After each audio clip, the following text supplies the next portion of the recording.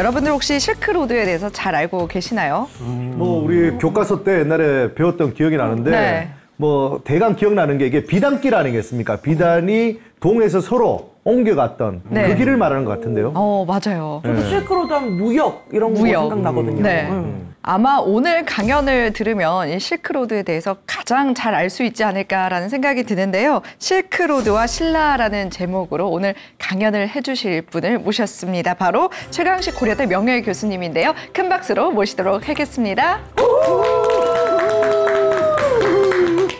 우리는 실크로드를 얘기할 때 이제 아까 얘기한 오아시스길, 초원길, 해양 실크로드 이게 이제 불교 문화와 아주 관련이 있는 그런 걸 알 수 있습니다. 이때는 주로 낙타를 타고 가기 때문에 가볍고 한꺼번에 많이 갖고 갈 수 있는 그게 이제 비단이에요. 비단이네요. 그 로마나 서역에 있는 유리 제품, 금속광 제품을 사갖고 와요. 그럼 또 여기 와서 몇 배 남는 거예요. 물건만 왔다 갔다 하는 게 아니라 그걸 통해서 불교도 들어오고 불교도 들어오고 바그다드, 테헤란 다 갈 수 있죠. 저 이스탄불, 심지어 로마까지 있어요. 실크로드는 말은 비단길이지만 사실은 동과 서의 문화가 서로 교류하는 동서 문화의 길이다.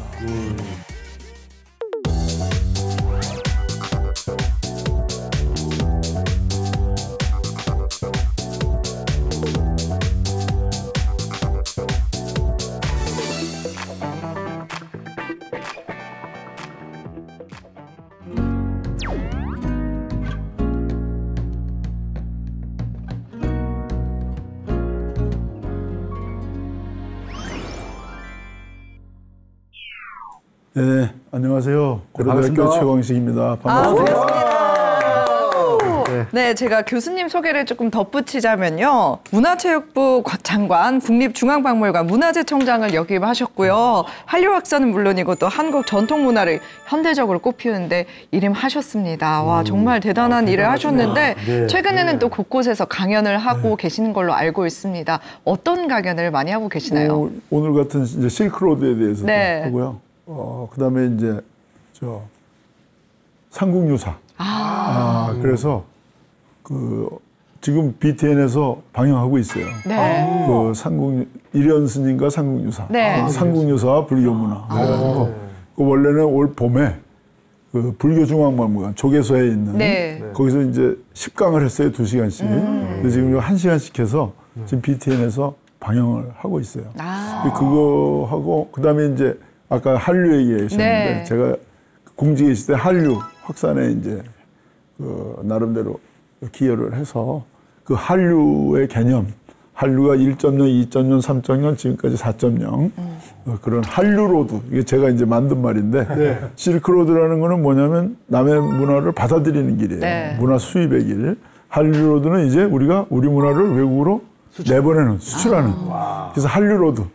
요거 이런 부분에 대해서 많이 하고 특히 요즘은 그 바다에 대해서 관심이 있어서 이제 오늘은 실크로드와 신라인데 요 육로예요, 육로. 근데 아까 어떤 분이 말씀하셨는데 이제 오아시스 길 말씀하셨는데 실크로드는 오아시스 길도 있지만 스텝 로드도 있고요. 그다음에 이제 바닷길이 있어요. 이걸 해양 실크로드라고 그러는데 이제 백제는 주로 바다를 통해서 했습니다. 그래서 이런 거에 대해서 지금 하고 있는데 오늘 이제 다 말씀드릴 예정입니다. 근데 교수님이 고려대학교 명예 교수님으로 이렇게 또 활동하셨던 것 같더라고요. 그래서 가르치는 분들이 수준이 있지만 저희는 수준이 하나도 없습니다. 아시겠죠? 그래서 오늘 주제 강연을 딱 봤더니 실크로드와 신라라는 주제로 하시는데 저희도 좀 편하게 들을 수 있게 좀 재밌게 옛날 이야기 하듯이 좀 해주시면 고맙겠습니다. 그 삼국사기는 재미가 없고요. 삼국유사는 재밌어요. 그러니까 오늘은 재밌을 테니까 편안하게 하시면 걱정 안 해도 되겠습니까? 이제 오늘은 실크로드와 신라에 대해서 할 거고요. 다음 시간에는 실크로드와 고구려. 다음은 실크로드와 백제인데 백제는 아까 말했던 해양 실크로드. 해양이구나. 자, 이 실크로드 에 대해서 먼저 개념에 대해서 먼저 말씀드리면 원래 이제 실크로드는 그 한 제국의 수도인 장안호고 그다음에 이제 그 로마 제국의 수도가 로마잖아요. 거기가 왔다 갔다 하는 길이에요. 이게 거의 10,000km에 10,000km. 근데 여기 이제 서안이라고 돼 있는데 요즘은 이제 서안이죠. 여러분들 가보셨는지 모르겠지만 서안이라고 그러는데 당시 한 제국 때는 장안이라고 그랬어요. 우리가 왜 장안의 집가를 높이니 많이 게 이 장안입니다. 네. 저 장안하고 로마까지 가는 길이 이제 우리 보통 실크로드라고 많이 얘기를 하는데 사실 근데 거기서 끝나는 게 아니라 동쪽으로는 이게 고구려 백제로 해서 신라로 해가지고 일본까지 가는 거예요. 그다음에 서쪽으로는 로마에서 끝나는 게 아니라 이게 스페인이나 그다음에 또 포르투갈이나 또는 저 프랑스나 또는 독일, 런던까지 가는 거예요. 그러니까 정식적으로 얘기할 때는 장안하고 로마가 실크로드라고 한다면 그건 이제 간선도로라고 할 수 있고 나머지 동쪽 서쪽으로 일본이나 저 영국까지 가는 건 이제 지선이라고 할 수 있어요. 그래서 결국은 비단이 왔다 갔다 했다고 그래서 이제 실크로드라고 얘기하지만 비단만 왔다 갔다 한 건 아니고 비단이 주로 이제 가죠. 왜 비단이 많이 가냐면 이제 서양 사람들이 좋아하기도 하지만 이때는 주로 낙타를 타고 가기 때문에 가볍고 한꺼번에 많이 갖고 갈 수 있는 거. 그게 이제 비단이에요. 비단이네요. 그러니까 심지어는 한 번 갖고 가면 10배의 이득을 얻는 거예요.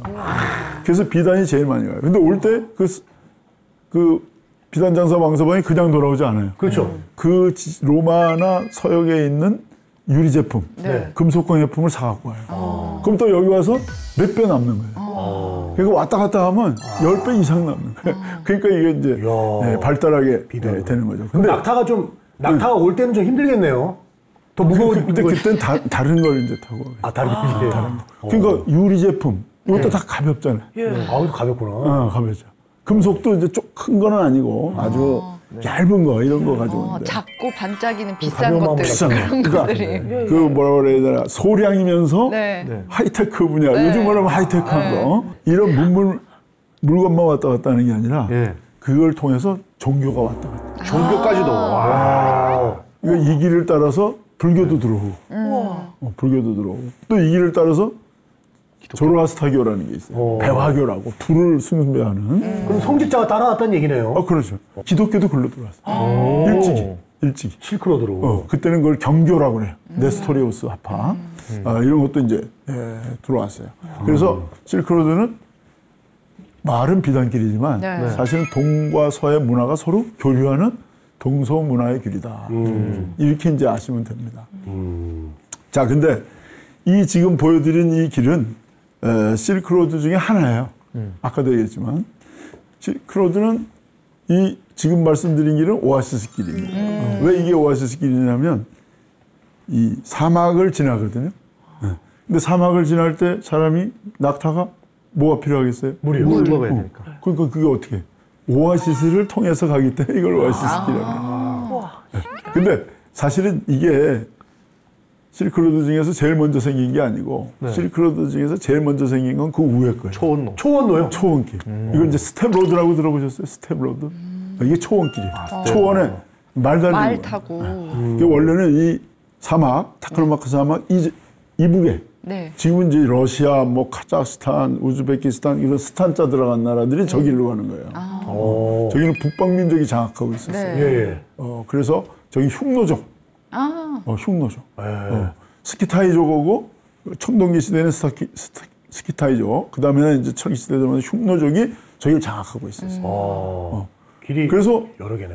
우리 신라의 그런 것들은 되게 고구려나 신라는 저쪽으로 들어온 것도 많아요. 저쪽. 나중에 이제 보여드릴 텐데. 근데 왜 아까 어떤 분이 말씀하셨듯이 한무제가 장건을 보내서 오아시스 길을 개척했냐면 이쪽은 흉노족이 장악하고 있으니까 중국 사람들이 갈 수가 없어요. 위험하니까. 흉노족이 가만두지 않거든요. 그러니까 이제 그래서 사실 진시황이 거기 만리장성을 쌓은 거 아니에요. 그 밑으로 이제 길을 내는 거예요. 그래서 장건을 불러서 우리 한 제국이 중앙아시아하고 직접 연결할 수 있는 길을 만들어라. 장건이 이제 하는 겁니다. 근데 장건이 이거를 20몇 년 만에 뚫어요. 가서 몇 년 동안 붙잡혀가지고 감옥살이 하다가 도망쳐왔다가 또 갔다가 또 잡히고 몇 번을 그러다가 결국은 갑니다. 가서 장건이가 갔다 와서 이렇다 이거 다 해서 이 길이 이제 열리게 됩니다. 이게 이제 오아시스 길이에요. 근데 험난한 길이에요, 이게. 왜 험난하냐? 보시면 이 길은 서역을 이제 지나야 돼. 서역. 그 서역이 어디냐? 중국의 장안에서 봤을 때 서쪽 지방에 있는 지역이에요. 네. 근데 이게 단순히 그 방향상으로 서쪽 길이 아니라 여기는 아주 황무지. 왜 황무지냐? 사막이 있어요. 타클라마칸 사막 들어보셨어요? 아니요. 타클라마칸 사막. 이 타클라마칸 사막이 사하라 사막밖에 모르. 우리 한반도보다 더 큰 사막이에요. 아, 그래요? 한반도보다 더 커요. 거기를 뚫고 들어간다고요? 그렇지. 생각해보세요. 여러분들 저 밑에 해남 땅끝에서 말이야. 저 북쪽에 아오지 탄강까지. 못 가죠. 그걸 우리가 지금 걸어가도 한 달이 넘어요. 네. 근데 그게 사막이에요? 근데 사막이에요, 사막. 그럼 죽죠. 그러니까 그 최소한 그 길을 어떻게 찾아요? 한 달을 우리가 만약에 한반도 끝에서 저 북쪽 끝까지 한 달 걸린다면 이건 서너 달 걸리는 거예요. 그러니까 여행이 살아서 가도 이제 그런 길이 저걸 넘어가면 이제 그게 서역이에요. 자세히 한번 보여드릴게요. 이게 이제 타클라마칸 사막입니다. 타클라마칸. 신장 위구르인가요? 이게 지금은 신장 위구르 자치주. 네. 신장이. 지금은 이제 중국 땅이 돼 있는데 당시에는 이게 중국 땅이 아니에요, 사실은. 근데 하여튼 뭐 중국 뭐 영역으로 치면 중국이라고 하지만 사실은 여기 버려진 땅입니다. 버려진 땅. 뭐 농사도 되는 것도 아니고 농사도 되죠. 그래서 참 이 어려운 길인데 이 어려운 길을 그럼 어떻게 가느냐? 이 세 가지 방법이 있어요. 방법이 있네요. 예. 하나는 그 여기 이제 타클라마칸 사막 위에는 천산 산맥이라고 산맥이 있는데 이거 우리 백두대간보다 더 깁니다. 저 백두산부터 해서 저 거의 한라산까지 되는 그 정도의 그 험준한 산이 있어요. 그 산을 위로 우회하는 방법. 산 위로. 그걸 이제 천산북로라고 그래요. 천산 북쪽에 있는 길이다. 그다음에 이제 그 밑으로 있는 길을 천산남로라고 그러는데 남로는 서역북도와 서역남도 또는 사막북도, 사막남도라고 그럽니다. 그래서 쭉 가다가 이제 예를 들어서 서안에서 시작해서 난주, 도낭, 투르판, 우르무치 해가지고 쭉 해가지고 사마르칸트, 부하라. 이게 이제 천산북로예요. 그 밑에 게 이제 천산남로인데 하나가 이제 쿠차로 해가지고 카슈카르로 해가지고 사마르칸트 서역북도라고 할 수 있고 이 도낭에서 누란으로 해서 호탄으로 해서 카슈카르로 해서 사마르칸트. 근데 여기서 이제 여러분들이 주목하셔야 될 지명이 어디냐면 도낭하고 사마르칸트입니다. 그러니까 도낭이 출발점이고 저쪽에 가서 일단 안착하는 데가 사마르칸트. 왜? 사마르칸트에서 부하라, 테헤란, 바그다드, 테헤란 그래가지고 이스탄불로 가는 길은 탄탄대로예요. 그다음에 도낭에서 저 북경 가는 것도 탄탄대로예요. 낙양으로 해서. 도낭. 여기가 이제 근데 교수님 쓱 봤을 때 눈대중으로 봐도 서역 남도 쪽으로 그냥 가면 될 것 같은데 그 위로 뭐 천산 북로라 서역 북도 왜 만들었습니까? 그냥 쓱 밑으로 내려갔다 오면 되는데. 그거는 그때 지형에 따라 달라요. 날씨에 따라서. 그래요? 불교는 지금 말씀하신 서역 남도로 처음에 들어왔어요. 제일 편할 것 같죠? 그런데 거기도 어려워요? 여기는 뭐가 뭐냐 바람이 불잖아요. 그럼 모래가 갑자기 모래바람이. 모래바람이 바다도 잔잔한 것 같잖아요. 근데 어느 때 가면 그렇죠. 성남파도가 그렇죠. 풍랑이 파도가 친다든지 바람이 분다든지 이거에 따라서 이게 달라지는 거예요. 그러니까 도낭이 저기 그러니까 예를 들면 저 베이스 캠프 같은 곳이네요. 그렇죠. 여기서 이제 이리 갈까 저리 갈까 천안산거리라고 그래요. 저기서 베이스를 차리고 이제 여기서 이제 어느 길로 갈지를 날씨 보고 어떻게 판단하느냐. 저쪽에서 올 거 아니에요 누가. 이쪽에서 온 사람 바람 많이 부냐 안 부냐 묻고 다 들어보고 이게 좋겠다. 위로 올라가자. 그래서 이 도낭에 이제 좀 이따 이제 불교 문화가 발전한 거예요. 왜? 근데 이게 살아서 돌아올 수 있게 종교적인 기도를 해요. 고난의 길이 시작되니까. 그렇죠. 그러니까 여기 와서 이제 그 비단단사 왕서방 같은 사람이 이제 그 스님들한테 또는 그 불교 화가들한테 스폰서하고 내가 살아 돌아올 수 있도록 기도해라. 그래서 여기 아주 아름다운 불교 미술이 이제 남아있고. 도낭. 이름도 잘 지었네. 돈황이네요. 돈이 넘쳐나네요. 그 돈자는 아니에요. 하여튼 돈독할 돈자인데요. 이 돈이 아니군요. 뭐 그것도 돈독해질 수 있겠죠. 돈하고 황금인 줄 알았습니다. 자, 근데 이 불교가 그럼 중국에 어떻게 들어왔냐? 중국에 어떻게 들어왔냐? 보시면 그 불교가 시작한 게 바라나시거든요. 바라나시. 인도에 바라나시인데 여기서 불교가 결국은 간다라로 해가지고 서역으로 해서 이제 중국 북부로 해서 한반도로 들어옵니다. 이걸 우리가 이제 소위 북방불교 또는 대승불교라고 그래요. 근데 보세요. 대승불교가 들어온 길이 무슨 길이에요, 이게? 아까 그 실크로드 중에서 위의 길. 오아시스 길. 오아시스. 왜냐하면 저 서역을 넘어서 왔어요. 맨 위에 거는 이제 초원길이고. 초원길이고. 그거는 이제 북방민족이 스텝로드. 예. 자, 그런데 한편 밑에서 보면 간다라에서 스리랑카로 해가지고 동남아시아로 해서 요즘 우리 치면 싱가포르, 캄보디아, 베트남으로 해가지고 중국 남부로 해서 우리나라 남부. 이게 어디냐면 그 상공유사에 보면 가락국기라고 있어요. 가락국. 가락국의 그 허황우가 아유타국에서 왔다고 그러거든요. 맞아요. 이 아유타국이 지금 이제 인도에 있는 아유디바 지방이라고 보는 겁니다. 그렇다면 허황욱이 일로 온 거예요. 근데 거기에 대해서 이제 신화인데 이게 역사적 사실이냐 아니냐 이제 학자들마다 의견이 달라요. 그러나 적어도 5세기에는 그 장유화상이 왔다라는 거는 그거는 우리가 믿을 수 있어요. 왜? 파사석탑이 5세기 있거든. 그러니까 남방불교가 5세기에는 이제 이리로 들어온 거예요. 그러니까 우리나라는 예를 들어 고구려에 제일 먼저 들어오거든요. 372년. 그건 순도 아도가 오는 거. 그건 이제 중국에서 온 거예요. 그래도 백제는 384년에 호승 마라난타가 왔다. 그런데 마라난타는 호승. 호승의 호자. 호승은 뭘까요? 호. 좋을 호자? 아니에요. 오랑캐 호자예요. 이때 호가 뭐냐면 서역에서 온 사람이에요. 오랑캐. 서역에서. 여러분들 잘 먹는 것 중에 하나가 호자 들어간 게 있어요. 호빵은 아니고 호떡입니다. 호떡이 뭐냐면 중국 떡이 아니라 서역에서 온 떡이에요. 호떡이 이렇게 굽잖아요. 아프가니스탄 중앙아시아에서 하는 거예요. 호떡은 호호한다 그래서 호빵이고 그다음에 이거 호선무라고 있어요. 호선무라고 그게 중앙아시아에서 온 춤이에요. 고구려의 벽화 부분에 나오는 춤들이 그런 호선무. 그래서 이 호자 하면 서역에서 왔다. 그러니까 서역에서 왔는데 그럼 저 마라난타가 어디서 왔을까? 일단은 지금 인도에서 온 걸로 보고 있어요. 인도에서 온 걸로 보고 있는데 그럼 어떻게 오냐? 중국에서 바다를 통해서 온 거예요. 그래서 백제는 바다를 통해서 들어온 거예요. 바다를 통해서. 이 남방불교는 이거 완전히 바다를 통해서 오는 거예요. 그게 이제 가야불교가 있는 거예요. 가야. 근데 지금 가야불교가 들어온 길이 뭐예요? 가야불교가 어떤 길을 통해서 들어왔어요? 바다죠. 그게 해양 실크로드. 해양 실크로드. 해양 실크로드. 이 해양 실크로드를 직접 신라 사람이 간 사람이 있어요. 누굴까요? 해초. 맞아. 갑자기 해초 스님이 이 불교 이 길이 이제 그 허황옥이나 그 파사석탑이 온 길이라고 한다면 나중에 이제 해초 스님은 이 길을 따라서 인도로 가는 거예요. 가버린 그리고 이제 해초 스님은 중국으로 갑니다. 그건 나중에 또 말씀을 드릴게요.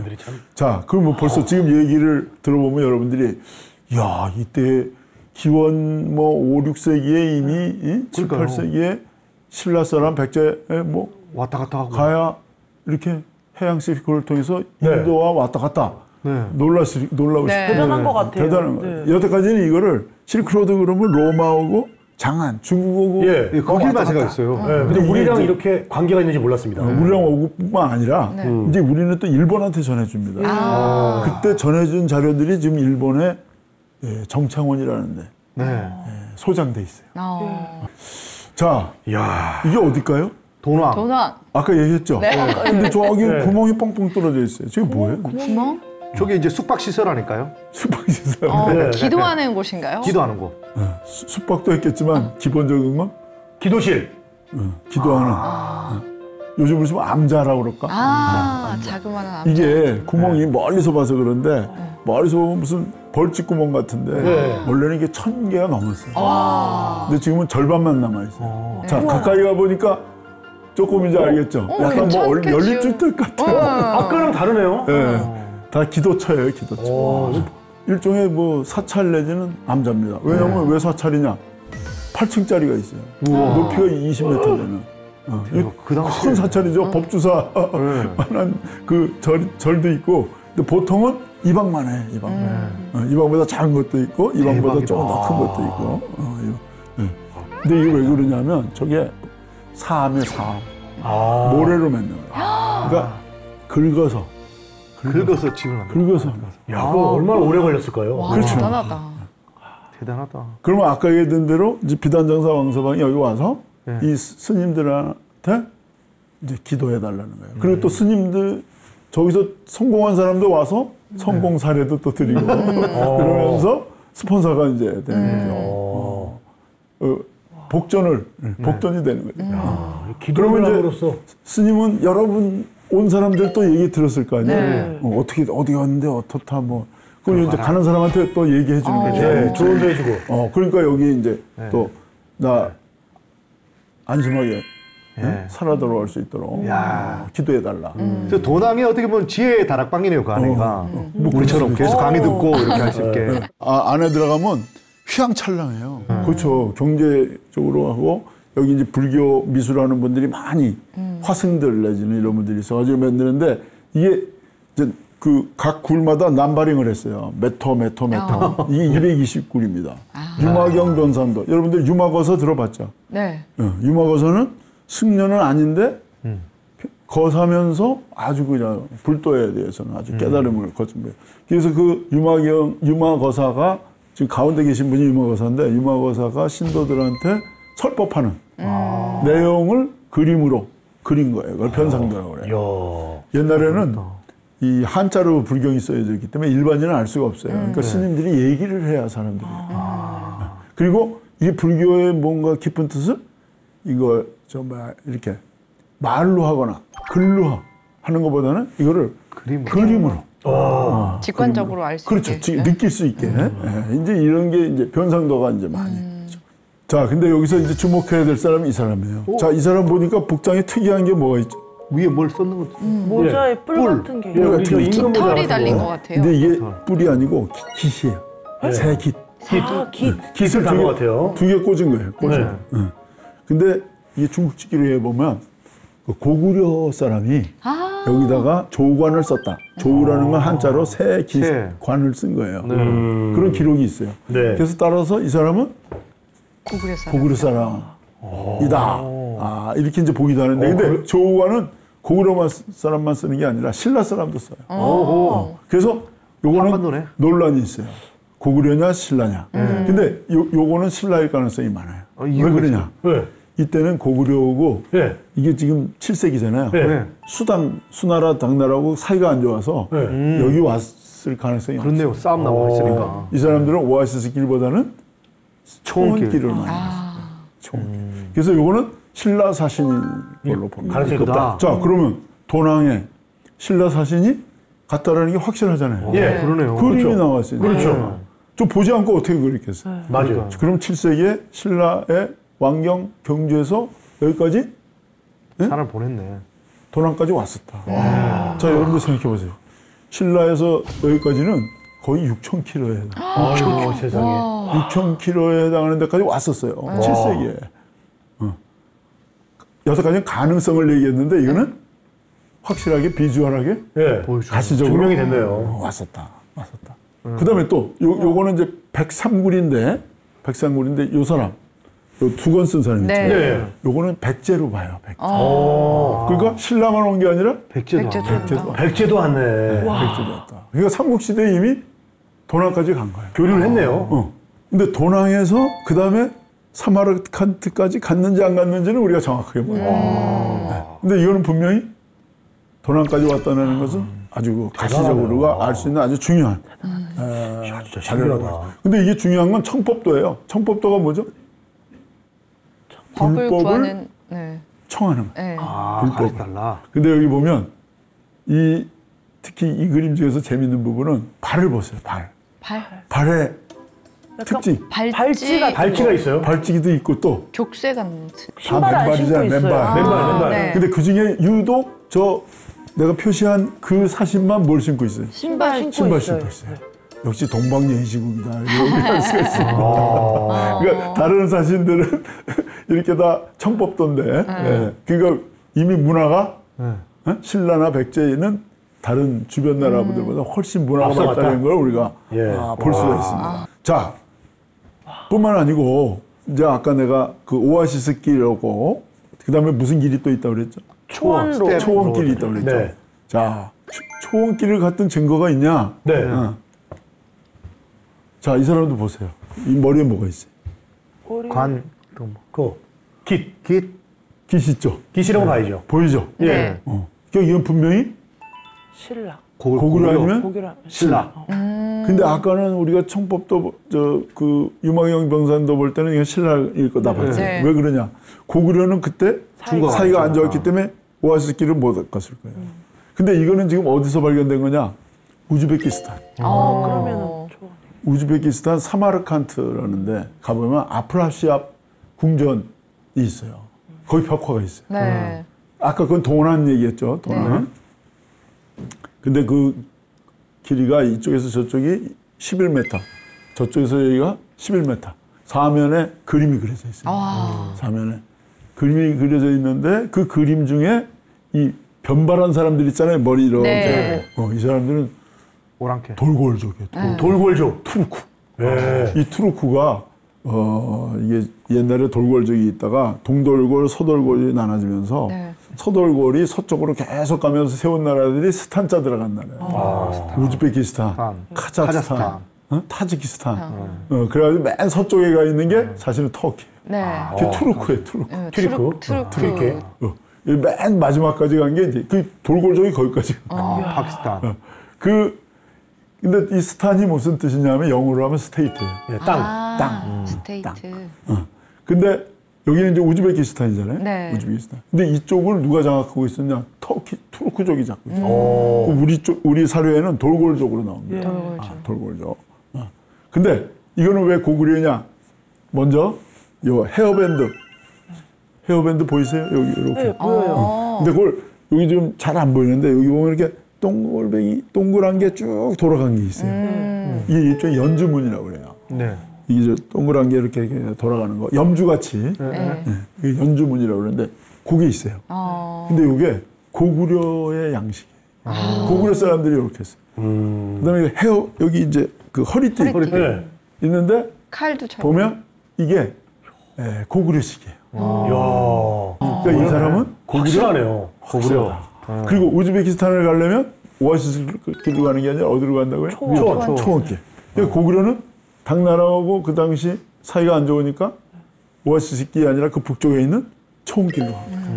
근데 이 길이 더 빨라요. 왜 빠를까요? 사막이 없으니까. 아까 오아시스 길은 뭐가 제일 문제라고 그랬어요? 육로로 가야 되잖아요. 육로. 걸어서 가야 돼요. 네, 걸어가야 되고. 사막에서는 말 타고. 낙타를 타야 타고. 근데 여기는 뭘 타겠어요? 말 타고 가죠. 말 타고 가요. 내가 여기 가봤는데 여기는 찌차 타고 가는데 정말 말 타고 가는 것 같아요. 말 타고. 험에서. 거기는 이 밑에가 모래밭이. 스텝. 초원이니까. 초원이니까 잔디 같은 거 있잖아요. 네. 풀. 풀이 쫙 있으니까 먼지도 별로 안 나고. 걸어서. 또는 낙타 타고. 가마 타고. 또 낙타 타고. 가는 거고. 이거는 뭐 시간상. 그러니까 고구려는 그때 고구려 수도가 평양인데 평양에서 이 사마르칸트까지는 5,300km예요. 5,300km. 5,300km지만 말 타고 가면 사실 빨리 갈 수 있어요. 아까 오아시스 길은 한 서너 달은 걸렸을 거라고 했어요. 이거는 한 달 내에 갈 수 있어요. 말 타고 가니까. 빨리 갔다 오겠네. 자, 근데 여기서 중요한 건 뭐냐면 아까 오아시스 길에서는 어디까지 갔다고 그랬어요? 도남까지 갔다고 그랬죠. 자, 근데 천산북로, 사막북도, 사만남도 이거에서 도착하는 데가 어디라고 그랬어요? 아까 뭐였지? 또 하나가 중요하다고 그랬잖아요. 내가. 여기가 도남이고 사마르칸트. 자, 이게 어디예요 지금? 사마르칸트. 자, 사마르칸트를 가면 어디까지 갈 수 있다고요? 이제 포르투갈. 로마 갔다가 다음에 부하라로 해서 그다음에 바그다드, 테헤란 다 갈 수 있죠. 이스탄불, 심지어 로마까지 갔어요. 그러니까 이 고구려는 어디까지 갔다? 사마르칸트까지. 대단하다. 그 서쪽으로 더 어디까지 갔는지는 우리가 정확하게 알 수가 없어요. 그렇지만 분명한 거는 사마르칸트까지. 근데 사마르칸트까지 가면 그 다음에는 사실 탄탄대로예요. 탄탄대로. 갈 때는 뭐 그런 건 없습니까? 여권 같은 거 없이 그냥 막 가도 됩니까? 그건 안 알아봤는데. 근데 없겠죠. 그 당시 여권보다는 네. 이제 그 나라끼리 네. 뭔가 이제 그 적대 관계가 있다든지 그러면은 이제 안 가는 게 가기가 어렵겠죠. 어려운 데도 있을 수 있죠. 그렇죠. 그러니까 아까 저 장관도 가다가 붙잡혀서 또 오고 붙잡혀서 오고 흉노가 장악하고 있다든지. 근데 좋은 질문 하셨는데 네. 이슬람족이 이쪽을 이제 장악하면 뭐 이게 안 돼. 못 가는구나. 저 오아시스 길도. 오아시스 길도. 오아시스 길이라든지 실크로드를 건너서 갔다 오면 아까도 했지만 10배 이상의 소득이 났기 때문에 그렇죠. 이거 굉장한 거죠. 근데 중요한 건 살아서 돌아와야 돼. 그러니까 벤처기업이에요, 요즘은. 맞아요. 근데 벤처기업은 뭐 망할 수도 있지만 망해서 자살할 수도 있지만 이건 정말 잘못하면 모래바람 속에 이제 묻히는 거죠. 그러니까 이 목숨을 내놓고 목숨을. 그래서 더 종교와 신앙, 그 중에서도 불교에 대한 신앙심이 이제 많이 생기는 거라고 할 수가 있습니다. 자, 지금 이 사람들은 왼쪽에 왕원록이라는 사람은 청나라 사람이고 슈타인이라는 사람은 영국 사람이고 펠리오는 프랑스 사람이에요. 근데 이걸 왜 여기다 했냐? 이 아까 말씀드린 해초의 왕호천축국전 그걸 보면 해초 스님이 바닷길을 어느 길로 갔는지를 우리가 알 수 있어요. 근데 그게 우리나라에 없어요. 지금 어디 있는지 아세요? 해초의 왕호천축국전. 아니요. 이게 우리나라에 없고 프랑스 국립도서관에 있어요. 뺏겼구나.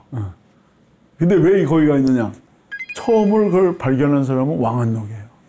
청나라 사람. 이 왕한록이 도사인데 이 사람은 그러니까 승려가 아니라 도교의 도교의 승려예요. 불교 승려가 아니라 그걸 도사라고 그러잖아요. 도사. 근데 이 사람이 그 16굴에서 이제 그 기도하고 있었는데 이 사람이 했는데 옆에서 자꾸 무슨 이상한 소리가 들리는 거예요. 그래서 해봤더니 거기 굴이 하나 나왔어요. 이 방만 해요. 근데 거기서 종이 두루마기가 4만 건이 나왔어요. 4만 건이나. 두루마기 거기 글씨 쓴 거예요. 한자로 된 거, 한문으로 된 거, 위그로로 된 거, 뭐 산스크리트어로 된 거. 그래서 왕원록이 이거를 청나라 정부에 보고를 했어요. 가져가라고. 근데 청나라 정부에서 우리 지금 그럴 틈이 없다. 그래가지고 그냥 뒀어요. 근데 몇 년 뒤에 슈타인이 이 사람이 영국 사람인데 탐험가요. 이 얘기를 이제 여기 왔다가 들은 거예요. 왕원록한테 아까 얘기대로 뭘 줬어요. 뭘 주고 20박스를, 20여 박스를 가져가. 근데 그걸 듣고 그 다음에 펠리오 이 사람은 프랑스의 동방학자예요. 동방학자. 근데 슈타인은 탐험가기 때문에 이 내용이 뭔지는 모르고 무조건 20여 박스를 가져갔어요. 이렇게 이거. 근데 펠리오는 학자예요. 한자도 할 줄 알고 또 그 위그로도 할 줄 알았어요. 그래서 자기 혼자 들어가서 호롱불을 밝혀놓고 그거 다 봤어요. 그 중에서 좋은 것만 골라가지고 20여 박스를 가져갔어요. 그러니까 거기에 해초 스님의 왕호천축국전이 있었구나. 그래 정말 아는 것이 힘이다. 와, 펠리오 없었으면 큰일 날 뻔했네요. 펠리오는 이게 해초 스님의 왕호천축국전이라는 걸 알았어요. 알았는데 그 대단한 사람이죠. 그때 무슨 불빛이 있는 것도 아니고 호롱불인데. 근데 왕원록이한테 얘기하면 왕원록이 안 줄 수도 있고 비싸게 이제 정했으니까 얘기를 안 했어요. 그걸 허접한 것 좀 이렇게 끼워가지고 가져갔어요. 그래서 그게 프랑스 국립도서관에. 아쉽네요. 자, 그래서 우리가 외국어를 열심히 해야 되겠다 이런 생각도 이제 들죠. 이게 17굴이에요. 그러니까 여기 왕원록이 16굴에 있었던 거예요. 근데 옆에서 소리가 나서 웅웅거릴 거 아니에요. 비어있으니까. 그래서 하다 보니까 발견했어요. 저 안에 이제 많은 문서와 불상, 뭐 그림 이런 게 있었어요. 그래서 저것을 장경굴이다. 대장경을 불경을 마무리 했던 굴이다. 그런 뜻입니다. 그래서 장경굴이는 아마 들어보셨을 거예요. 맞아요. 불경을 갈무리한 동굴. 자, 여기서 이게 나온 게 이제 왕호천축. 왕호천축 천축국전이라는 건 뭐냐면 왕, 가다. 5천축, 5개의 천축. 천축이 어디지? 천축. 인도. 인도를 천축국이라고. 천축국이라고. 근데 인도가 어마어마하잖아요. 네. 그 가운데 있는 게 중천축. 북쪽에 있는 게 북천축. 동쪽에 있는 게 동천축. 서쪽에 있는 게 서천축. 남쪽에 있는 게 남천축. 그 스리랑카 쪽에 있는 게 남천축. 근데 해초 스님이 이걸 다 갔어요. 다 가서 아까 말대로 이 실크로드에 특히 무슨 실크로드라고 그랬죠? 해양. 해양 실크로드. 해양 실크로드를 아까 보여드린 길이 있잖아요. 네. 그럼 거꾸로 호황옥은 인도의 아이디아 지방에서 동남아시아로 해가지고 중국 남부로 해가지고 가야로 왔다면 이 그 해초 스님은 서라벌에서 출발해가지고 중국의 남부 광저우에서 그때 광저우에서 이 동남아시아 가는 배가 있었어요. 그걸 타고 내려가서 베트남으로 해서 싱가포르로 해가지고 그다음에 미얀마로 해가지고 인도의 동부로 가서 그 여기 이제 대게 나와요. 그래서 처음에는 동천축국 갔다가 이제 팔대성지를 보고 부처님 팔대성지를 보고 남쪽으로도 갔다가 서쪽으로도 갔다가 북쪽으로 갔다가 어디까지 하면 페르시아까지 갑니다. 페르시아. 중앙아시아. 그래서 거기서 이제 간다라로 해가지고 중앙아시아를 넘어서 이제 도남으로 와요. 가는 길은 무슨 길이죠 이게? 지금 얘기한 길이? 해양 해양식으로. 돌아온 길은 위에로. 이게 오아시스. 오아시스. 그러니까 우리가 정확하게 우리나라 사람이 실크로드 특히를 간 분 누구냐? 아까도 물론 신라나 유마경 변산도 그다음에 아프라시아 궁전벽화에서 고구려나 신라 백제인들이 간 건 봤지만 있었어요. 이름을 딱 지명해서 간 사람이 누구냐? 해초 스님. 이건 뭐 틀림없어요. 해초 스님. 해초 스님은 700년쯤 태어났어요. 700년. 그래가지고 20살 때. 야. 10여 세 때 이제 중국으로 갔다가 그때 이제 중국 승려들이 이 인도를 많이 갔어요. 구법승이라고 그래서. 그때 이제 가는 거예요. 갔다가 한 20살 때쯤 갔다가 24살 때쯤에서 중국으로 돌아옵니다. 그래서 가는 자기가 어디 갔었고 그 지역의 말은 뭐고 민속은 뭐고 신앙은 뭐고 이런 걸 다 남겨놨어요. 그래서 8세기 인도나 동남아시아 연구하는데 아주 중요한 자료입니다. 없네. 그래서 대단하시네. 그런데 이게 아까도 얘기했듯 우리나라에 없잖아요. 네. 그래서 우리 교과서에는 해초 스님의 왕어천축전 얘기는 많이 들었는데 내용을 알 수가 없잖아요. 그래서 제가 2008년에 국립중앙박물관장이 됐는데 2009년에 실크로드 문명전을 준비했어요. 예. 중국에 있는 그 실크로드 관련된 자료들을 와서 하는데 근데 이제 전시를 할 때는 우리가 드라마에도 스타가 필요하잖아요. 네. 뭔가 스타가 있어야 돼요. 그래서 내가 생각한 게 이걸 킬러 컨텐츠라고 얘기합니다. 아무리 생각해도 왕어천축국전이 와야 이게 뭔가 사람들이 관심을 가지고 그렇죠. 그 프랑스 국립도서관 관장이 마침 한국에 오는 기회가 있었어요. 그래서 내가 이제 국립박물관에 초청을 해서 쫙 보여드리고 우리가 이 실크로드 문명전을 하는데 이 왕어천축국전을 좀 빌렸으면 좋겠다. 그때 처음에는 난감해하더라고요. 우리 근데 뭘 난감해합니까? 그게 왜 그러냐면 외교장각 도서를 그때 이제 우리가 환수 운동을 하니까 혹시 빌려드릴 수 있는데 국민들이 돌려주지 말아라 그러면 어떡할 거냐. 그건 내가 책임지겠다. 왜냐면 외교장각 도서는 프랑스 군대가 와서 불법적으로 가져간 건데 이거는 사실 중국 땅에 있던 거를 왕원노기가 돈 주고 파는 거라고. 매매가 성립됐어. 왕서방 진짜. 우리나라 사람이 또 저거 뺏어간 것도 아니고. 그러니까 이거는 내가 해주겠다. 그래서 왔어요. 그래서 우리나라 최초 아닙니까? 최초죠. 최초로 와서 우리가 그 내용을 이제 대충 압니다. 그래서 오늘 얘기한 내용도 이 안에 있는 그런 것들이 이제 이 사람이 이 해초 스님이 어디를 가셨는지 이런 게 뜨문뜨문 나와요. 그래서 우리가 정확하게 8세기에 해초 스님이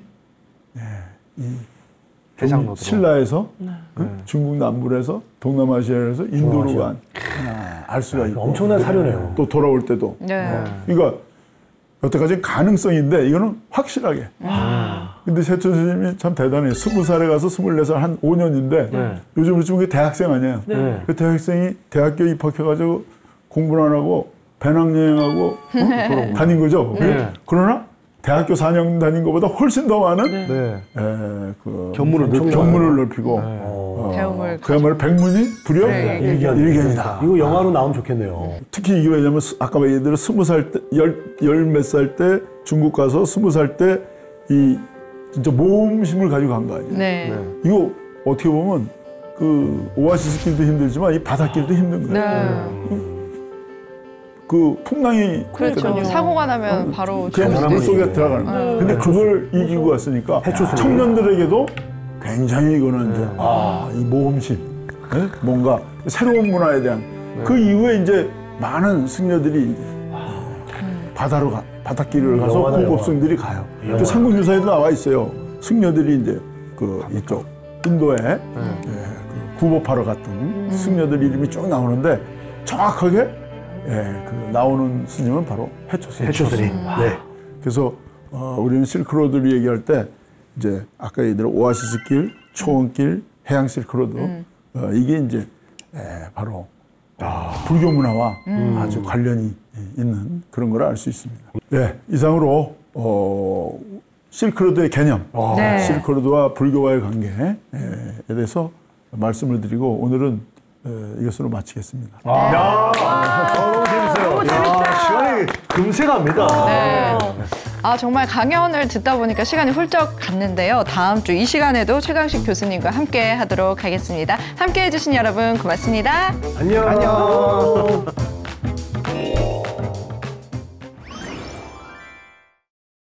오늘은 주로 유물을 통해서 유물을 통해서 이 신라에 어떻게 유물이 왔는지 이런 얘기입니다. 이게 진짜 어디서 왔을까 추적을 했어요. 볼륨만 좀 다르지 비슷하네. 거의 다 뭐 같은 요즘 말로 똑같은 브랜드입니다. 똑같은. 그러니까 이건 어디서 왔다고 봐야 돼요? 시리아에서. 그리스적인 거, 인도적인 거, 중국적인 거, 또 한국에 와서는 또 한국적인 거. 이게 이제 하이브리드. 세계적인 거라는 건 뭐냐면 한국적인 것만 있는 게 세계적인 게 아니라 자연 석굴이 아닌 인공 석굴. 이거는 한국적인 거예요. 그다음에 머리는 그리스적인 거. 얼굴은 중국. 그다음에 요 인도. 여기에 다 있어요. 창조적 문화, 융복합성이 결국은 한류가 세계인들에게 공감받는 이유다. 이렇게 얘기합니다.